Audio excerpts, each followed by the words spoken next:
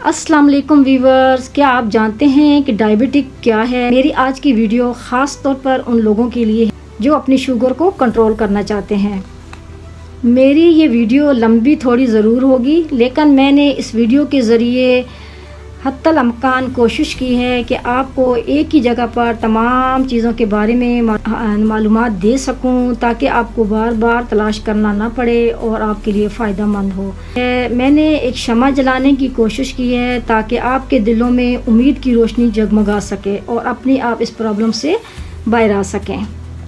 आज की वीडियो में मैं बात करूंगी कि डायबिटिक क्या है, इसके कॉज के सिम्टम क्या हैं और इसको वर्जिश, योगा, एक्सरसाइजें, आपकी वॉक, आप अपने डाइट प्लान के ज़रिए कैसे इसको रिवर्स कर सकते हैं। मैं डॉक्टर राहत आज आपके साथ इसी टॉपिक पे बात करूंगी और उम्मीद है कि आप इस वीडियो को एंड तक देखेंगे और अगर आपको इससे फ़ायदा होगा तो मेरे लिए बहुत खुशी की बात होगी। और अगर आपको ये वीडियो पसंद आए तो अपने फ्रेंड्स के साथ ज़रूर शेयर कीजिएगा, ताकि लोग जो वाकई ही अपनी शुगर को रिवर्स करना चाहते हैं, जो किसी उम्मीद की तलाश में हैं, उनको फ़ायदा हो सके। क्योंकि ये सबको पता है कि शफा दवाइयों में नहीं होती, ये नीयत, अमल और अमल में होती है। चाहती हूँ सबसे पहले इम्पॉर्टेंट बात जिसको अक्सर लोग नज़रअंदाज कर देते हैं वो है हमारा लीवर। चूँकि लीवर और डायबिटिक का आपस में बहुत गहरा साथ है। चूँकि लीवर हमारी खुराक के अंदर जहरीले मादों को भी खारिज करता है, ब्लड शुगर को कंट्रोल करता है और ग्लूकोज को सेव करने के लिए ग्लूकोजन बनाता है। लीवर से बाइल निकलता है जो कि खुराक को हजम होने में मदद मिलती है और जिगर विटामिन्स और नमकियात को भी कंट्रोल करता है। और इसका और पेंक्रियाज का भी आपस में बहुत गहरा ताल्लुक है, क्योंकि जब पेंक्रियाज हमारे हाजमे के एंजाइम को बनाता है और पेंक्रियाज से इंसुलिन रिलीज होती है, खाना खाने के बाद अमूमन शुगर बढ़ जाती है, लेकिन पेंक्रियाज से जब इंसुलिन खारिज होती है तो वो उसको कंट्रोल कर लेता है। तो वो शुगर जो डायरेक्ट खून में जाती है वो इंसुलिन के ज़रिए सेल्स में चली जाती है। अगर शुगर किसी टाइम शुगर ज़्यादा हो जाती है तो ग्लूकोजन में तब्दील कर देती है, मतलब ये कि उसको स्टोर कर देती है। आप इसको यूँ देखें कि जिगर बाइल बनाता है और पेंक्रियाज एंजाइम बनाता है, दोनों मिलकर हमारे बॉडी के अंदर आने वाले तमाम फैटी चीज़ों को हज़म करने के लिए उसको छोटे छोटे टुकड़ों में तब्दील करके उसको इस काबिल बनाते हैं। क्योंकि जिगर का काम शुगर को ज़ख़ीरा करना है और जब हमारी बॉडी को ज़रूरत होती है तो वो शुगर रिलीज़ करता है, लेकिन जब इंसुलिन अपना काम छोड़ देता है तो लीवर को लिए ये समझना मुश्किल होता है कि कितना शुगर छोड़ा जाए, और जब रिलीज़ करने में ज़्यादती हो जाती है तो वो हमारी बॉडी में शुगर लेवल को बढ़ा देता है। डायबिटिक के साथ लीवर भी जब फैटी हो जाता है तो हमें सिर्फ अपने शुगर लेवल को ही कंट्रोल नहीं करना होता, हमें उसके साथ साथ अपने जिगर का भी ख्याल करना होता है, क्योंकि जब लीवर फैटी हो जाता है तो लीवर की कारकर्दगी मुतासर हो जाती है। ये ज़रूरी है कि हम अपने लीवर का ख्याल रखें, जिसके लिए एक्सरसाइजें, अपनी डाइट का ख्याल, जिसकी वजह से आहिस्ता आहिस्ता लीवर वापस अपनी नॉर्मल रूटीन में आ जाता है। डायबिटिक में जब बॉडी के अंदर, हमारे खून के अंदर शक्कर की मिकदार बढ़ जाती है तो वक्त के साथ साथ हमारी आँखें, हमारे गुर्दे और हमारा दिल और हमारे एसाब मुतासर होते हैं। ये सिर्फ शुगर नहीं है, ये मेटाबॉलिक डिसऑर्डर है। शुगर लेवल बढ़ जाएगा और फिर उसकी मुख्तलिफ टाइप्स बन जाती हैं और टाइप 1 में, उसके बाद ये टाइप 2 में कन्वर्ट हो जाती है। और टाइप 2 इसी वजह से होती है कि हमारे जिस्म के अंदर इंसुलिन अच्छे तरीके से नहीं बन रही, या हमारी बॉडी के सेल्स को इंसुलिन को इस्तेमाल करने का तरीका नहीं आ रहा।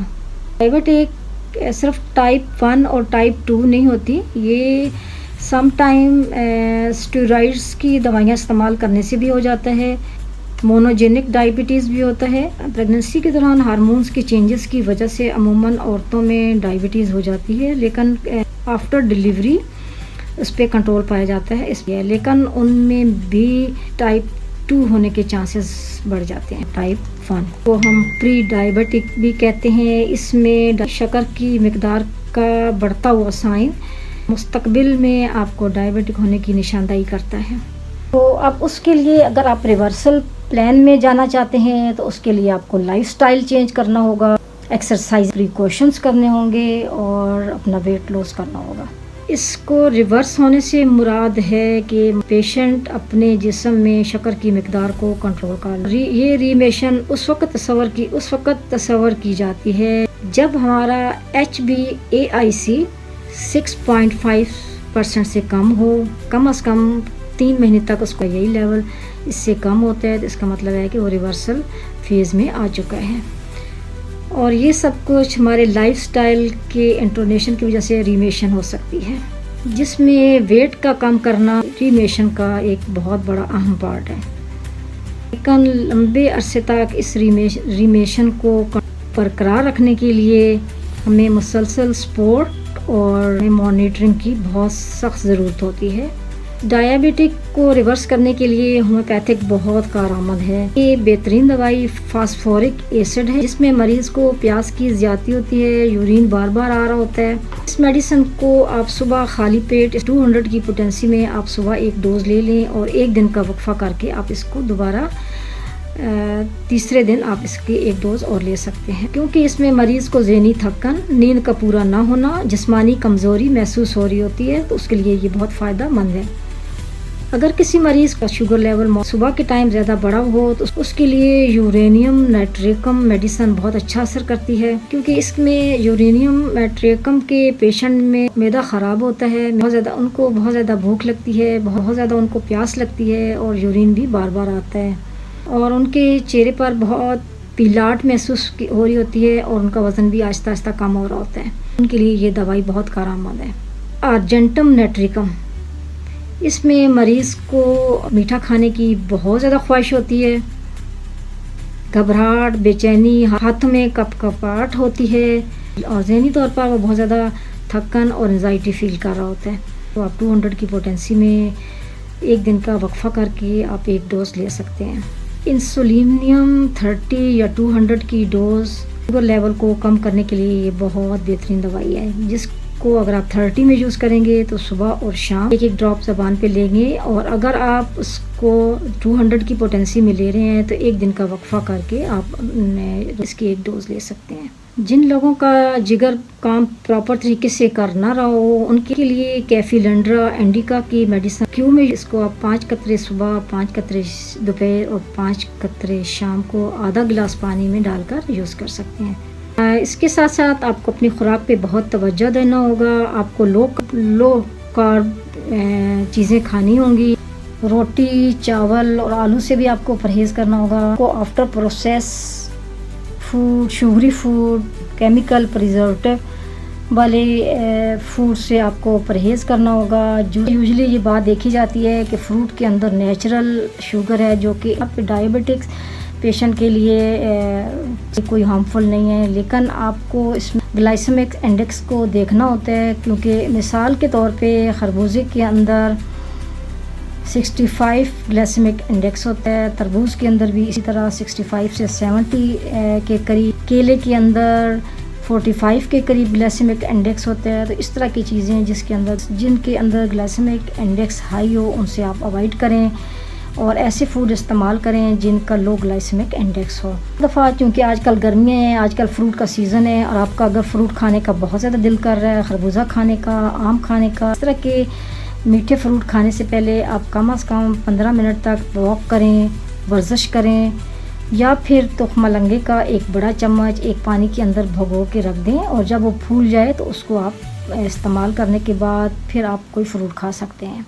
और अपनी खुराक में दही, सब्जियां, नट्स और वेजिटेबल का इस्तेमाल बढ़ा दें और कोशिश करें कि ज़्यादा पक्की हुई वेजिटेबल को आप इस्तेमाल ना करें, स्टीम करके भी इस्तेमाल कर सकते हैं। ब्रोकली के अंदर मैग्नीशियम होता है, पोटेशियम होता है और शुगर लेवल बिल्कुल ज़ीरो होता है और उसमें कार्ब 1 to 10% होता है। आप ब्रोकली इस्तेमाल करें। Sunflower seed, pumpkin seed, flax seed और थोड़े से नट्स और 5-6 बादाम, हैंडफुल जिसको आप कह सकते हैं, वो आप डेली अपनी खुराक में यूज़ करें और उस तरह जब प्रोटीन हज़म करने में भी आपको ये बहुत हेल्पफुल होंगे।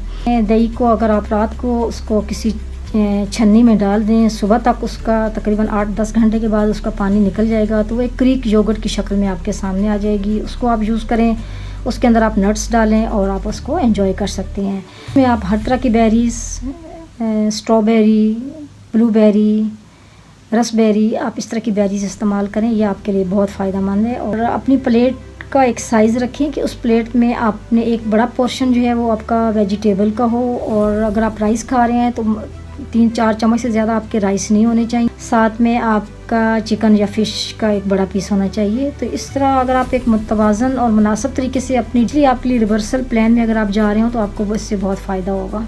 पानी का इंटेक अपने लाइफ में ज़्यादा कर दें और चाय और कॉफ़ी से अवॉइड करें। दिन में 2 से 3 दफ़ा आप ग्रीन टी इस्तेमाल करें। रात को सोने से पहले सिनेमन का छोटा सा पीस भिगो दें। सुबह उसके अंदर 1 चुटकी हल्दी और 1 चुटकी काली मिर्च डालकर आप उसको पी लें। आपकी ज़िंदगी में एक गोल होना चाहिए। 1000 स्टेप आपने डेली करने हैं, जिसमें आपको ब्रिस्क वॉक करनी चाहिए और दिन में आप कम से कम 15 मिनट तक आप एक्सरसाइज ज़रूर करें, चाहे वो योगा हो या स्ट्रेचेज़ हों। और डेली आप अपना शुगर को मॉनिटर करें। और आपका जब एक मुकम्मल माइंड सेट बन जाएगा अपने रिवर्सल प्लान के लिए, तो आप जब इसको कम्प्लीटली इसको यूज़ करने की कोशिश करेंगे तो यकीनन आपको बहुत अच्छे रिजल्ट मिलेंगे। इसके साथ आप ज़हनी थकावट, बेचैनी और घबराहट, एंजाइटी से दूर रहें और प्रॉपर नींद लें। अपनी सहूलत के हिसाब से अपना नींद का टाइम सेट करें और आपकी कम से कम 7 से 8 घंटे की नींद आपके लिए बहुत ज़रूरी है। विटामिन के है और विटामिन डी का इस्तेमाल ज़रूर करें, क्योंकि इंसुलिन की सेंसिटिविटी को और इंसुलिन रेजिस्टेंस को भी कम करते हैं। तो आप मल्टीग्रेन आटा या हेल्दी ग्रेन आटा भी आप उसको तैयार कर लीजिएगा। आधा किलो बेसन, आधा किलो भुने हुए चने, थोड़ा सा ज़ीरा, थोड़ी सी अजवाइन, कद्दू के बीज आधा कप, अलसी के बीज आधा कप, सफ़ेद ज़ीरा आधा कप, कलवंजी आधा कप, 1 कप बादाम। आप इन चीज़ों को पीस के अपने पास तैयार कर लें और जब ये ख़त्म हो जाए तो आप दोबारा बना लें। तो इससे आपकी एनर्जी भी बहाल होगी और आपको न्यूट्रिशंस भी मिलेंगे। अपनी डायबिटिक को रिवर्स करें, चाहे होम्योपैथिक हो, चाहे वर्जिश हो, एक्सरसाइज हो, डाइट प्लान हो या मुतवाज़न ग़िज़ा हो। इन सब चीज़ों का मकसद और मेरी इस वीडियो बनाने का मकसद सिर्फ़ और सिर्फ ये है कि आप बीमारी के पीछे मत चलें। आपकी कोशिश होनी चाहिए कि हम बीमारी को अपने पीछे छोड़ दें। आपको ये वीडियो पसंद आए तो अपने फ्रेंड्स के साथ ज़रूर शेयर कीजिएगा। हमेशा याद रखिएगा, शफा सिर्फ दवा में नहीं होती, नियत, इल्म और अमल में होती है। अपना ख्याल रखिएगा। इंशाल्लाह अगली वीडियो में फिर आपसे मुलाकात होगी। अल्लाह हाफिज़। Thank you so much. दुआओं में याद रखिएगा।